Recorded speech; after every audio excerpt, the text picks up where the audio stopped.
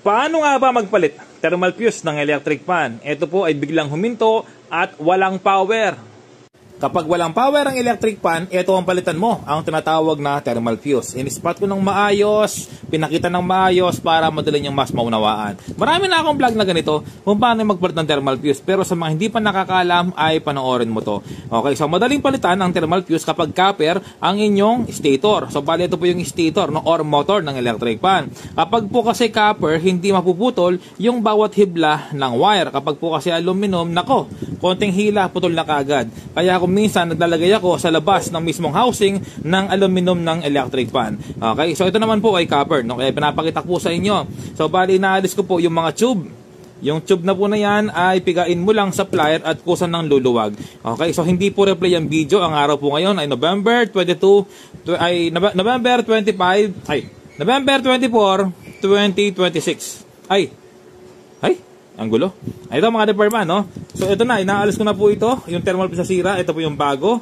Tapos ang gagawin sa akin po, thermal fuse 10 pesos, no? Ayan, kung paano mo siya pinutol, ganun mo rin siyang ibabalik. Ayan, so iksiyan lang natin siya para hindi nakalabas yung wire or hindi mahaba yung wire. Ayan, ang gamit ko po, leak cutter, no? Okay, tapos kukuha tayo ng electrical tape. O, tapos, wag mong ititip yung mismong block na yan, wag mo lalagyan tape. Yung lang connector or yung mismong kung saan ka nagtitape, yan lang. Wag mong isama yung mismong block. Okay, tapos yung isa naman, ito, no? Kung paano mo siya tinanggal, ganun mo rin ibabalik mga repairman, no? Okay, so ngayon po, binubulbul ko po yan kahit na wala kang gamit na soldering iron, ay okay lang po yan, no? Or kahit wala kang gamit na heating tube. Yung heating tube na yan, yung ganyan, yung heating tube. Ano ba tawag dyan? Heating tube. Ayan, no? Tapos, electrical tape ulit. Hindi ko na ibabalik yung dati, no? Okay, electrical tape, okay lang naman, no? Mas matibay nga ito, eh. Kasi kung minsan yung mga tube na yan, naaalis sa katagalan, tatanggal. Ayan, electrical tape po, yung the best talaga, no? Hindi na siya mahuhugot kasi nga meron siyang pandikit. Okay? So, wag kang mag-bypass, no? Halagang 10 pesos ba? Alisin mo yung thermal fuse. Wag ganun. Okay?